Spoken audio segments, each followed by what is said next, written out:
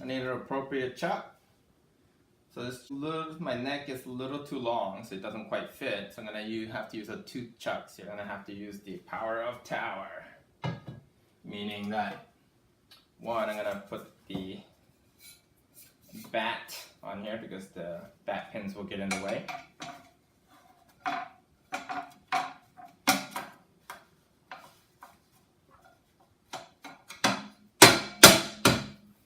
And then I'll need a larger chuck to elevate.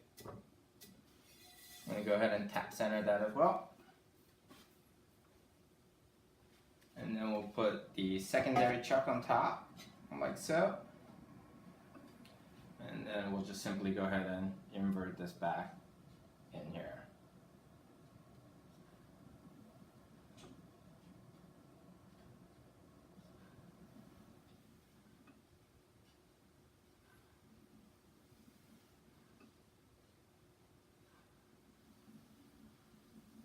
Alright, so I'm actually feeling it out to centering this, but if you wanted to center this step by step, one, either you could tap center or you could center the first chuck with using a pencil, making sure it goes around majority of it. I have a little opening there I can move over ever so tiny bit. And then you could check the second chuck on top of that, because now assuming that the floor is level and the wheel is level, then you're going to have to assume the chuck's level. Hopefully the chuck is center. And lastly, either you could use your level on your phone or use a tiny little air bubble leveler to center the top, or you could just simply take your needle tool and see if it's top's level. So meaning that if I go ahead and hold the needle tool on above, wherever it's touching is higher points. I'm going to shift that side down. And then if you happen to have a lot of space or gap between your chuck and your pot, you could also use a little bit of cloth to put it between the chuck and your pot, and that will keep it from shaking. So this one is perfectly center. Maybe not. I'm going to go ahead and tap center my pot. So even if my chuck's not center, I'm going to go ahead and center my pot. There we go. So you can see the chuck's moving side to side, but my pot is more level now. So I'm going to go ahead and trim it like so, because if I touch my pot, I can feel that it's center. So it seems a little odd, but this will be the way to do it. When you trim on a chuck, it tends to come off quite regularly. That's normal. So you go ahead and start with your whatever tool that works best. So in this case, I'm going to use the Camper R2, and I'll do majority of trimming with the smaller tool. And the smaller tools are ideal instead of the larger because they create least amount of friction. So my left hand puts pressure on the top, and then I'll just use the R2 to just slowly and steadily cut away all the excess clay. And if it moves, just recenter and do it again. And if you get really good at trimming on the chuck, you learn to balance, meaning that pressure of the trimming tool in your hand will always keep this center. So think of like a seesaw when you go up and down, and if you put equal amount of weight, it's just gonna stay right balanced, right? So that's what you learn to do.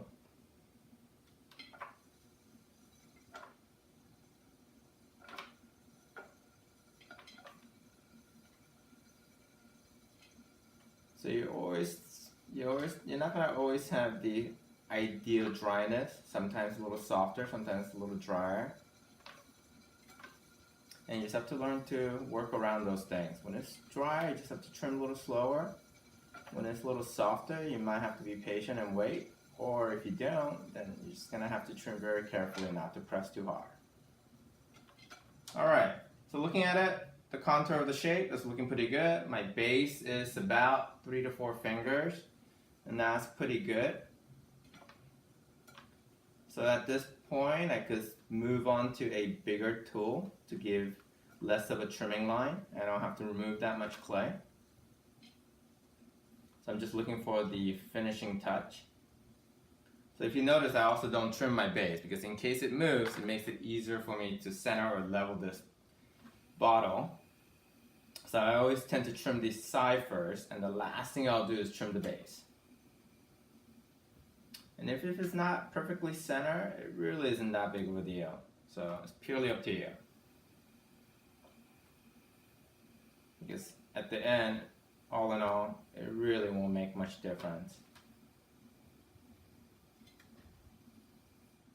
So you can see the bottle is moving and shifting a little more because of the tool being bigger and making more contact. Alright, so I'm going to switch even bigger tool by using the metal rib. When it's a little softer, I like to use the larger trimming tool. When it's drier, I like to use the stainless steel metal trimming tool.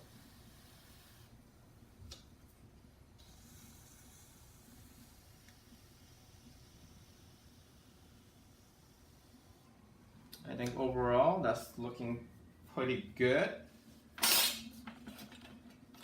Oh, and as far as anchoring, do you need to anchor the chuck? You certainly can, but it really isn't required either.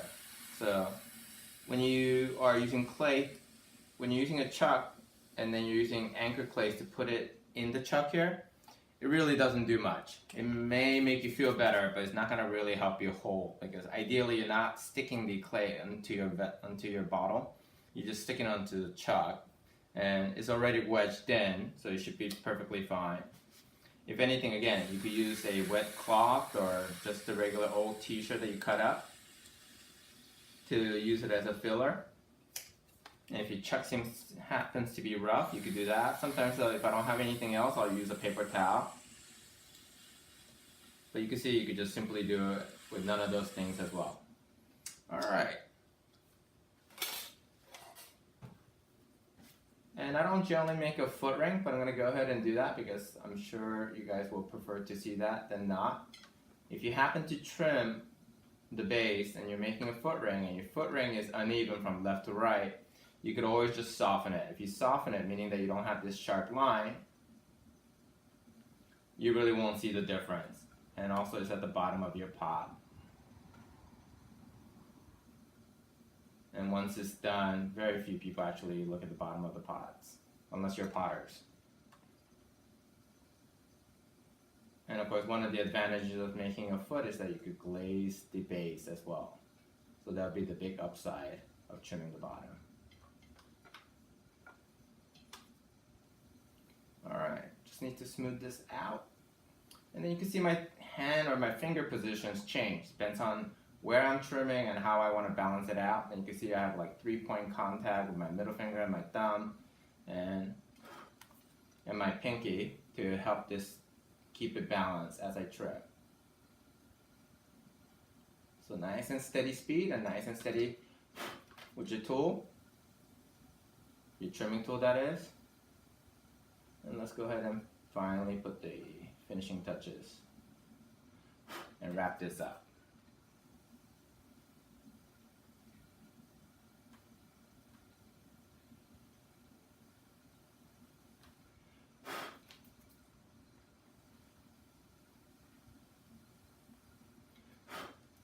Alright, lastly, I'm not a huge fan of having a square foot or having these sharp corners. I'm going to go ahead and actually bevel this and take those corners away. One, it'll look nicer. Two, it's much better for the glazing and glaze firing aspect of it. I'm going to make all my foot rounded, pretty much like my fingertip, so that the lowest point is on the center.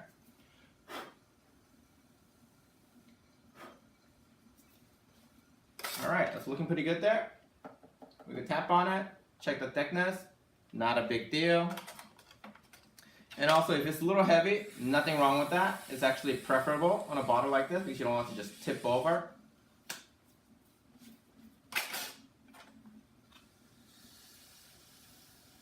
So having it a little bottom heavy is actually a good thing.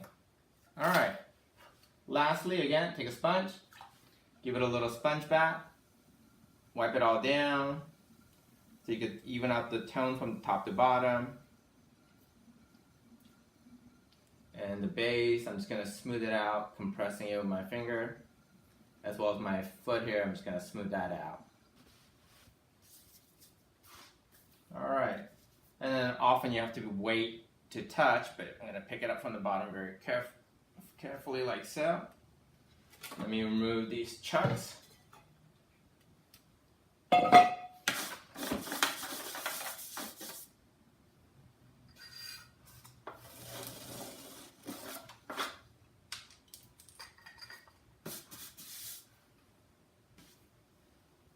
Place this down.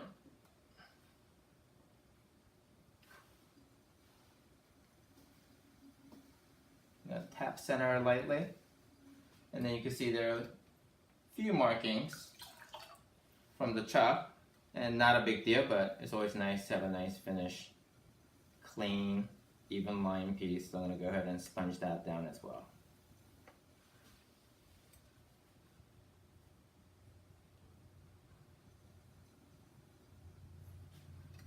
Alright, and then you can see a couple of bottles back here. That is glazed in metallic. And then there's one in white.